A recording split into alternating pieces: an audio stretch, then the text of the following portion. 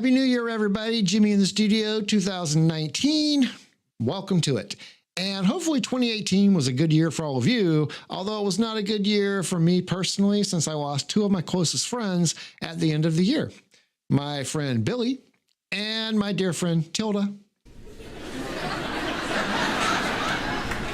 Yes. Yeah, Tilda. Oh, yeah. Oh, such a comedian.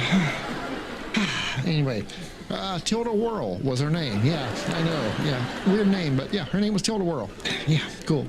Oh, okay. So, anyway, now Tilda and Billy were the best of friends, and they both died on a flight somewhere overseas.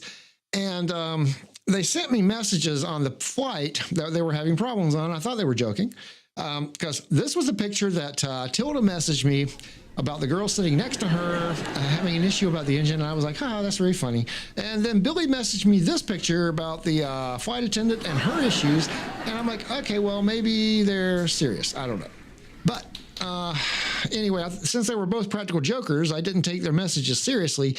And it was pretty painful when I got the news that it really happened. So now that I don't go to funerals, unless it's immediate family, I just don't find them, that great of a thing to get together over. But I don't go to funerals, but I do go to viewings and to comfort friends in their time of need. So I attended the viewing of both of Billy and Tilda. I attended both of their viewings. But I don't think I'm the only one who's confused by the techniques of modern funeral home makeup artists. Because I've been to about 3 viewings in the past couple of years, other than these 2, and the hot topic of discussion at both of them are, I got no idea who's in the coffin. So I don't think I'm the only one. Okay, well, let's get back on course here about my friend's viewing. So while I was at Tilda's viewing, I walked up to her casket, and they were actually so proud of the work they did that they lifted up her head and they said, voila. Yeah, that reaction is real. I was a little surprised, so was everybody else. Now, I'm not sure of 2 things here. First, why would Tammy Faye be an option? And second, why would someone order that? Obviously, there was some of us that was curious about who could be responsible for this artistic work, and sure enough, we found out. Yeah, unique. That's right. Even funeral directors believe that they can make extra money selling unique. Because if the ad says this, then how can you go wrong? I think the key is to go before and after and not the other way around. I mean, we are not trying to put a clown in a Tylenol here. It's not what we're trying to do. So, yeah. But on a side note, we all know that I was so successful at selling unique that the company gave me my own product line.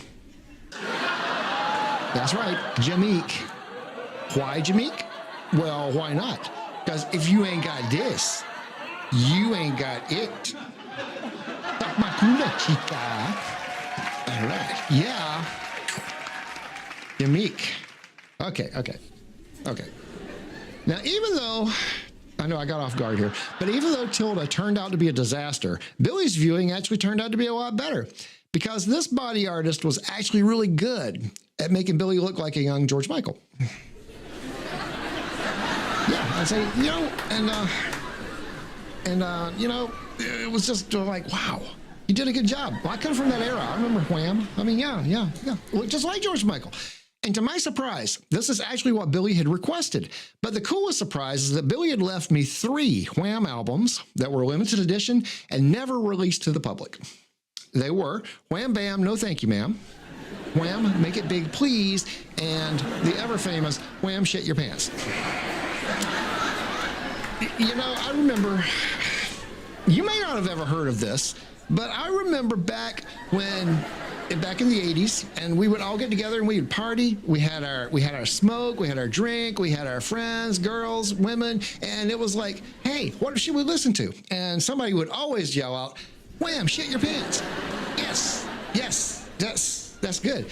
And looking at the picture, it looks like Andrew Ridgeley is saying, yeah, there's going to be somebody shitting their pants right about now. That George Michael, he couldn't look down and say, I feel good. No, there was none of that. He got a gun to his head, but he still looks cool. I mean, I'm just saying, that was George Michael, yeah. So, so anyway, yeah. So anyway, if you think that's cool, I actually took a chance that the funeral would be pretty good. And I have to tell you, Billy did not disappoint. Yeah, you don't see pallbearers like that every day because Wham was very psychic back in the day when they wrote the song Everything She Wants. Because nowadays, yeah, that's everything she wants. If you're good looking and gay, that's everything she wants. So there you go. Just saying, they were psychic. So in closing, I'm not sure what's going on with the funeral home makeup artist business. It seems more often now that we're left wondering who is doing the artwork for the last time you're going to see someone. For what you're paying for this, doesn't it make sense that they should at least personify what the person was like to us when we knew them instead of a sketch artist impression of them? It would make sense. And with all that said, this unique character doesn't really seem that far off the mark now, does he? Until next time, Happy New Year. So, do you have any mortuary makeup stories that you'd like to share? Or what do you think of today's episode? Leave a comment in the comment section and let me know how you're doing. It'd be good to hear from you. And if you click on that Jimmy face in the circle, you will subscribe to this channel. Thanks for watching, and we'll see you next time on Jimmy in the Studio. Y'all have a good one.